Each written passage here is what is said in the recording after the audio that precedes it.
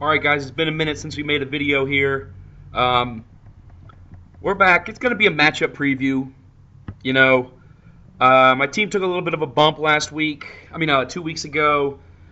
We're going into week 11. I'm 8-2. I'm playing Jamie, weak team, 3-7. He's a joke. Look at his starting lineup right now. It's pretty weak. Nobody in position players that are projected for over 10. I'm looking strong.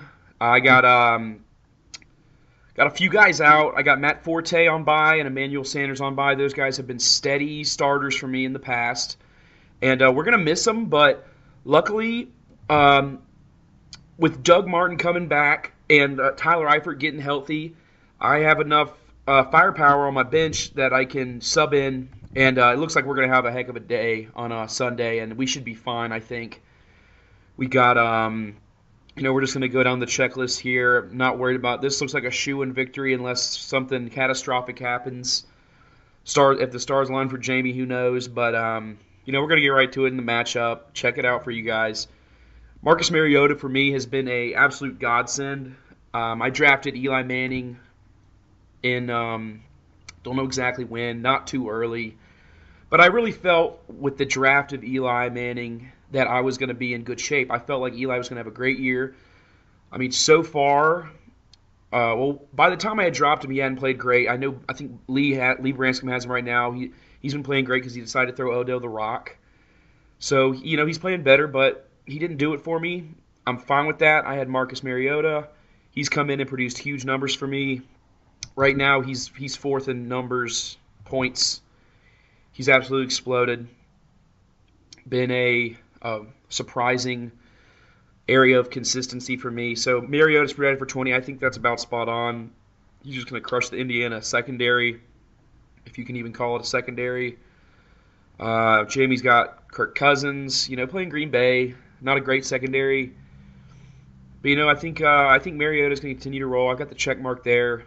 Doug Martin versus Gio Bernard. Gio Bernard he's a great player. If anybody watched that Cincinnati game, I believe it was on Monday. This past Monday, Gio got his spots. We're just gonna. What did Gio do? He only got 3.6. Wow, I thought he had more than that. I could have sworn he had. Well, he got a lot of targets. I watched that game. His name was called a lot. He couldn't get anything on the ground. 7 rushes for 17 yards, but he got some stuff over the top, and he's a good player, so he's always liable to get some points. But he's playing Buffalo. Look for him to get locked down. I don't think he'll do too much this week. He's projected for 9.2. That's obviously very optimistic outlook from ESPN. I've got Doug Martin. I think we saw Kansas City play Carolina last week, fall apart. Carolina did. Kansas City has a great D. Doug Martin coming back though. I'm looking for him to get some points. Maybe we can. Maybe the coaching staff for Tampa Bay wants Doug to get back into the swing of things. You get a goal line carry, give it to Doug, let him get a touchdown. I think 9 points, not far off at all. Doug's got the check mark there from ESPN. Jordan Howard looking to come back really and play some good football like he's been playing since we've seen him subbed in. He's done great things for Chicago. Is one of the few shining lights on Chicago's team. He's going up against James Starks. James Starks had a great game last week versus I forgot who they played, but Jamie's got Starks, and we'll see what he does against Washington. So hard to say really there, but Jordan Howard's projected for 10.3. I don't think that's too far off. Playing a New York Giants defense that's it's kind of a conundrum for me. I actually like the New York Giants defense. I watched them play last week. Their defense looks really scrappy. They have to get after it. They can't get apathetic on D, but when they got their heads in the game, they look really good, and they're playing it at home. So they need that when that crowd gets behind them, they look really good. That Giants D looks good, but I think Jordan Howard. There's offense has to come from somewhere on the Chicago Bears offense. I think Jordan can do it. He's got Starks only projected for 7. I got another check there for Jordan Howard. AJ Green, Des Bryant. This is really a toss-up. AJ is playing Buffalo, so they probably got Marcus Gilmore on him. Buffalo's got a good D, but it only takes, as we all know, a caliber player like AJ Green only takes one play to make a big difference. I like AJ Green in this situation. They got him for 12.6. I don't think that's far off. It could be anywhere, actually. He's 4th ranked right now in the league, 13.4. He's looked great all season. That's been an awesome pickup for me. Turned out great for me drafting him where I got him. He's got Dez. You can't say look at Dez last week. Dak Prescott chucking the rock. Dez got that great long pass for a touchdown, bobbled it a little bit, pulled it in. He looks great. If Dak can get that Prescott with Dez that they need, then they'll be good. I mean, Dallas looks great right now. It's hard to say that anybody is better than Dallas right now. I think everybody, a lot of people that I've heard talk about, I don't think it's wrong at all. See a Dallas New England Super Bowl, that'd be a great matchup. Dallas looks strong. Expect some things out of Dez Bryant versus the Baltimore defense. But AJ still gets the check there by about 3 points. So moving right along, I got Julian Edelman coming in. Jamison Crowder for Jamie. Jamie's got a good savvy pickup by Jamison Crowder early in the season. But, I mean, Julian Edelman, he's bouncing back a little bit, man. He gets catches. Tom likes him.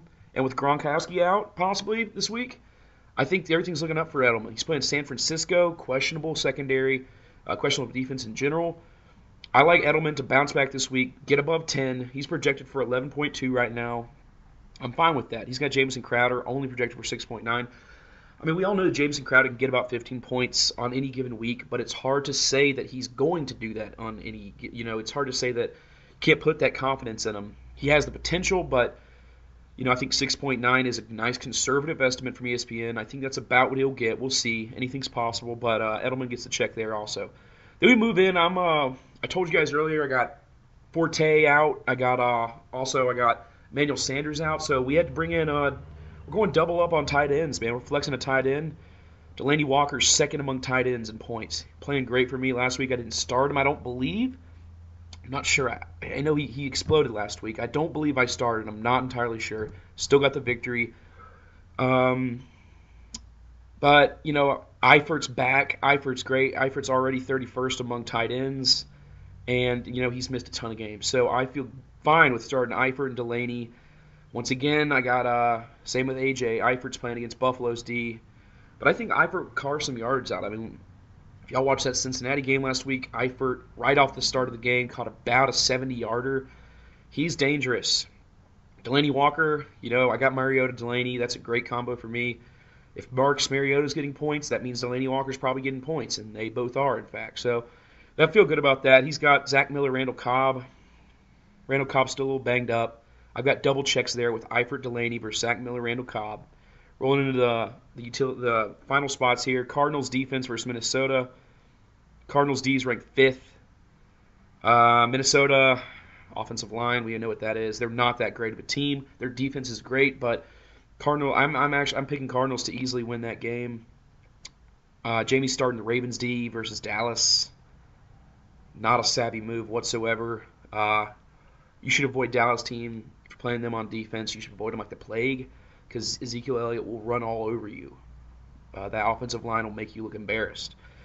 So I get the check there again. Justin Tucker, great kicker, playing Dallas. Dallas has got an okay D. But, I think that's the thing with kickers. You either pick a kicker from a great team and hope that they'll score a lot and you get a bunch of points with the kicker, or you choose a kicker from not a great team, and you just hope that they'll stall out a lot. And that's what I think about Baltimore's kicker. So I'm personally a fan of that second route with the kickers, and Justin Tucker's one of the absolute best in the league. He's 3rd right now. He's predicted for 7.8. Jamie's got McManus from Denver on bye, so he'll sub somebody in there hopefully, or Stu might chew him out. Right now I got the check again there. So it's all checks for me, none for Jamie. Vegas has got me at 27 even on Jamie. I got 97.2. He's got 70.2. It's just a clear-cut win for me, folks. I don't know what else to say. Sorry I've been gone for a little while. Been super busy. I'll make a countdown video here in a minute, but I've just been really busy these last couple weeks. I'll continue to be busy until graduation in early December. Happy to be back, though, making a video. This is the Week 11 countdown, me versus Jamie. I'm going to squash the kid. He's a squirt. Pipsqueak, got to put him in his place. See you guys later. Bye, guys.